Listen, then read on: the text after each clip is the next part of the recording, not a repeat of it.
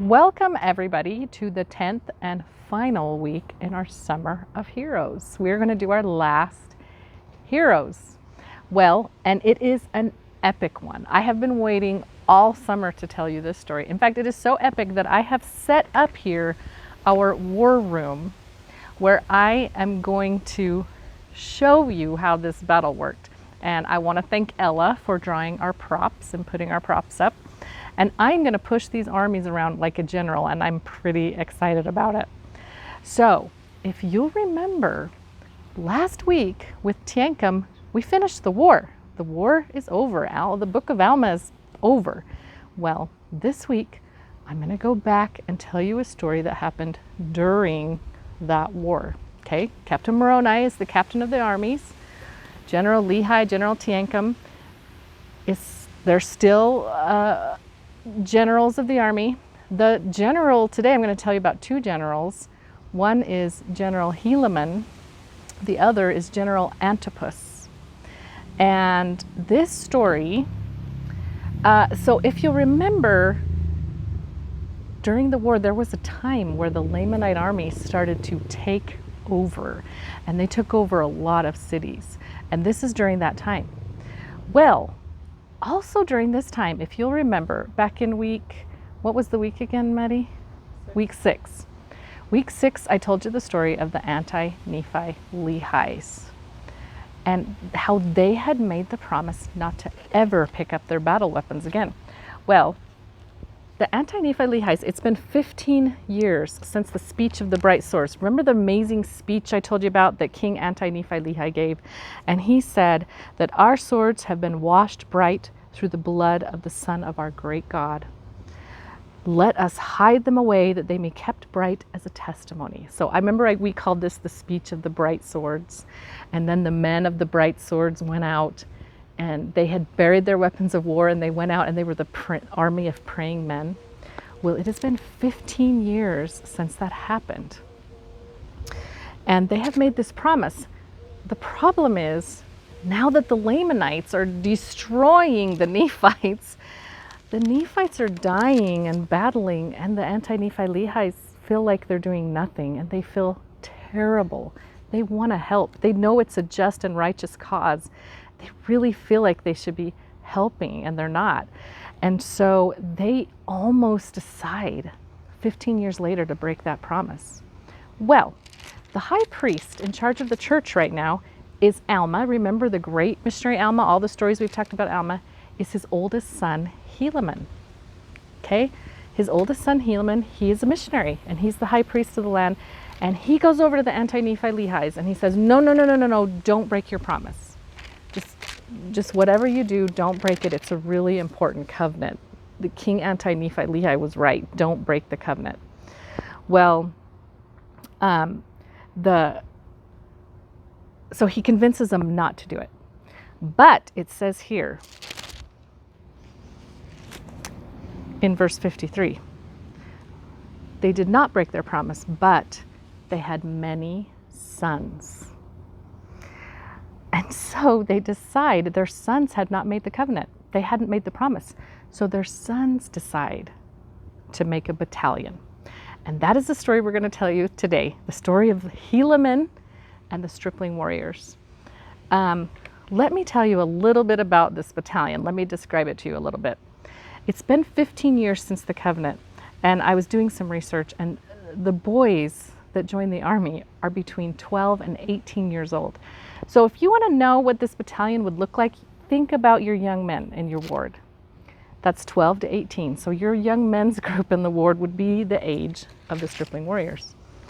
There's 2,000 of them, and guess who they asked to be their general? Helaman.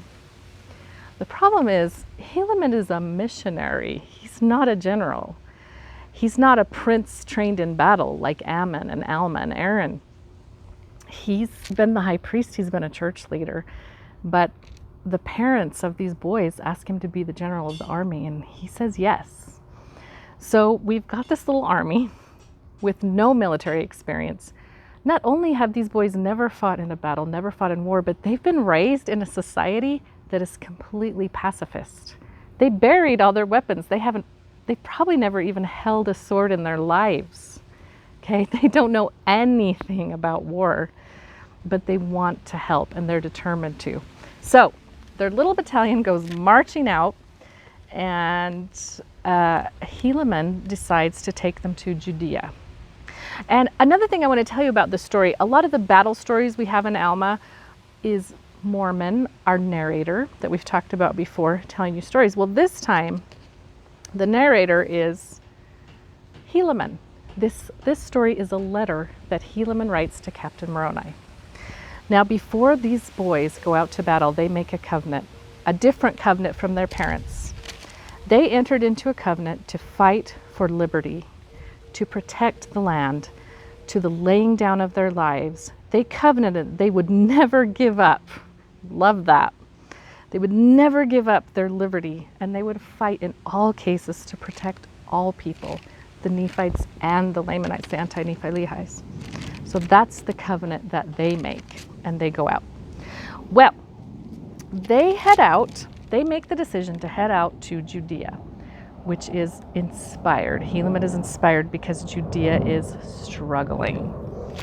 It says here in verse 16, they were depressed in body and spirit. And here's why. The biggest army of the Lamanites is camped at the city of Antipara. They're camped at Antipara. And it says here that they are the biggest, most massive army that is out there, and it's camped here, and they've killed a lot of Nephites and they've taken over a lot of cities, and they're camped here at Antipara. Well, Antipas, General Antipas, is the Nephite general here of this blue army, and they're camped here at Judea, and they've had a really hard time. Well, when the Lamanites see that Antipas has received reinforcements, they don't attack the city, so it's a huge blessing that they've come. So the Lamanites don't know that this is an army of boys led by a missionary who have never seen a second of battle. They don't know that. But all they know is that they've received reinforcements, so they don't attack. Well, once they kind of get organized and get together, they decide after a few months that they want this army, this Lamanite army, to come out and battle them. They can't attack this city, it's too strong. But they want the Lamanites to come out to battle, but they won't. They're not coming out. So this Lamanite army has seen the Antipara and the Stripling warriors. They're receiving supplies. You see, the parents of the Stripling warriors are sending care packages to the young men. They're sending shipments of food in to their kids. And the Lamanites see that, and they don't like it. They don't like the supplies that they're getting. And they also get a few more men from Captain Moroni. And I love this. When Helaman starts the letter about this story, he says, "My dear beloved brother Moroni." This is the letter from Helaman to Captain Moroni. He says, "I have somewhat to tell you concerning our warfare in this part of the land." So he says, "Have I got a story for you?" And this is it. Well, they can't get this Lamanite army to come out and battle them. So they decide to trick them out. And this is how they do it. They decide to tell the Stripling warriors to pretend they have some supplies and that they're going to another city to take supplies. So the Stripling warriors are like, we have supplies. And guess what? The Lamanite army takes the bait. And they come out to get the supplies. Now, here's the secret plan. The secret plan is that the Lamanite army comes out, takes the bait to get the Stripling warriors, the sons of the bright swords, as I like to call them, and Antipas's army is going to move and come and get them from behind. That's the big plan. But here's where it all goes very, very wrong. As the Stripling warriors are moving, and this Lamanite army is moving towards them, and Antipas starts to move, the Lamanite army sees Antipas and knows that they're coming. They're supposed to turn around and battle these guys. They're supposed to battle these guys. That's not what they do. It says here, that when the Lamaniite army saw Antipas coming, they did not turn to the right nor to the left, but they pursued their march in a straight course after us. They're not going to fight Antipas. They're heading straight for the Stripling warriors to kill them. They want to kill the boys. They don't want to get Antipas. They want to get the boys. They don't do what they're supposed to do. So now the Stripling warriors are running. They are running for their lives from this massive army. Antipas over here sees that it's backfired, it's not working, and they're going after the boys. The boys aren't supposed to fight at all. Antipas gets desperate and he starts to run after this army. He kicks his army up in high gear, and they are running to catch up before they can get the boys. Well, this happens for an entire day. That night, no one's caught each other yet, but they camp at night. The next morning, in the dark, before the sun comes up, this Lamaniite army is on the move again. Well, now they're really running. And what they do is they run into the wilderness. They go off the road and they run into the woods, hoping to slow them down. It doesn't work. This Lamaniite army is moving like nobody's business. And Antipas is moving as fast as they can. They do this for another day and another night. Well, here's what happens on the third morning. On the third morning, the Stripling warriors wake up and they see that this Lamaniite army is gone. It's disappeared. They don't know what's happening. They don't know where it is. Now, Helaman and the boys figure there's only two things that could have happened. One is that this army is hiding. They pulled back a little bit to trick them into coming out. And when they come out, they're going to get them, right? So it's a trap. The second thing that could have happened is that Antipas has caught up with them and they are now in a battle. And if that's true, Helaman says, Antipas might need our help. We don't know what's going on. What are we going to do? Well, the boys, who they call Helaman father, and he calls them his little sons. The boys say to Helaman,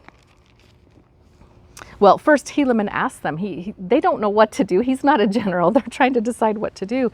And Helaman asks the boys, he says, my sons, will you go? Should we go?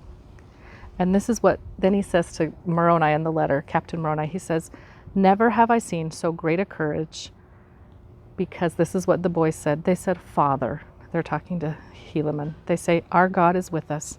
He will not suffer that we should fall. Let us go. They decide to turn around and face it. Have you ever had something that you were very afraid of that you decided to turn around and face? I don't know, talking in class, giving a talk in church, helping someone who needs help, or maybe befriending someone who doesn't have any friends. Something that took courage, and you decided to face it instead of run. Well, this is what the Stripling warriors do. And I was thinking about it too. I was thinking about Jesus Christ and his ministry. He had to be brave every single day. He was teaching to people who hated him. He was teaching a gospel that they'd never heard of. It took so much courage for Jesus to do what he did every day. He definitely had that quality. And the boys have this quality too, because they've been running for 3 days for their lives, thinking we're going to die if we turn around. And now what do? They decide it's okay if we die. We're going to turn around. Well, they do. And the Stripling warriors head, and when they get there, they see that the second thing has happened. Antipas has run all night and caught up with the Lamanites, and they are now in battle. But the problem is they're exhausted. They've been running all night. They marched so hard to save the boys that now they're too tired to fight. They're losing badly. In fact, Antipas has fallen. and a lot of the generals have fallen, and Antipas's army is in disarray. They don't have leadership anymore. All their lieutenants are gone. They don't have leadership, and the Lamanite army is destroying them. Well, the Stripling warriors start to attack from the back. And they are attacking so well, and they are fighting so well. Here's our Helaman. They're fighting so well that the whole of the Lamanite army, it says they stop. The whole army halts and goes and turns towards the Stripling warriors. The entire army quits fighting Antipas and turns itself on them. So not only are they fighting now, but exactly what they're afraid of, the whole army has turned its attention, kind of like the Eye of Sauron. If you've seen The Lord of the Rings, the Eye of Sauron focused on this little band of boys. Well, they begin to fight like lions, like warriors, like dragons we talked about before. And they fight so fiercely that they give Antipas's army a chance to regroup. Antipas's army regroups and starts to kind of surround them. And it says here that the Stripling warriors fought so bravely, so courageously, and so powerfully that they scared the Lamanites. They were terrified. Can you imagine these boys fighting so amazingly? It scared them. And they gave up their weapons, and they win the battle, and they win the day. Well, at the end of the battle, Helaman is walking the battlegrounds. He's walking the field of battle with all the bodies. And he is very afraid. He's just sick that he's going to find that so many of his boys are dead. And as he walks through and he starts counting, he finds that not one of them has fallen. Every single one of the boys lived. It's a miracle, and this really is a morale booster to Antipas's army. And I could talk for another hour about the adventures of everyone kind of stops the story with this battle, but that's not what happens. The sons of Helaman, the Order of the Bright Swords, that I like to call them, they become amazing battle heroes. And they become really strong. Helaman becomes a great general. He starts to negotiate for prisoners. Helaman takes over because this army, Antipas is dead, they've lost. This army joins the Stripling warriors. Now Helaman is a great general in charge of this army. And all the young men become tremendous battle warriors, and they can't die. And it's just a wonderful, wonderful story. And it says here that as they went forward in their battles, they went forth with a determination to conquer and to maintain. And thus we did go forth with all our might. Well, it says also, one of my favorite verses about this story in Alma chapter 57, verse 6, and now behold, we were strong. Well, that is the story of the Stripling warriors, and that is our last story from the Book of Mormon. You have studied the entire book of Alma now this summer, and some things that I have learned doing this. One is, Book of Mormon is fun. I've never had so much fun doing a project. Another thing that I learned is courage is an important attribute of the followers of Christ, just as much as kindness or obedience, and that we should strive for courage. That's one thing I really felt as I was studying this story. Another thing I learned was that I feel like in every single story, it talks about when you don't think you can go on, when you are up against impossible odds, when you are doing something that's hard and you're having to be brave, when we pray to the Lord for help and ask Him for that help, He will give us strength way beyond what we could do and help us. All these stories are about that. I love the Book of Mormon. I have a deep love for the Book of Mormon. I have a testimony that it's true. I also know that when you study it and read it, that there's a strength and power that comes into your life that you haven't had before, that will help you do all the things that you need to do in your life. I am so thankful for the Book of Mormon, for these people who did these amazing things. And I want you to know how much power is available to you by studying it. Keep reading, keep studying.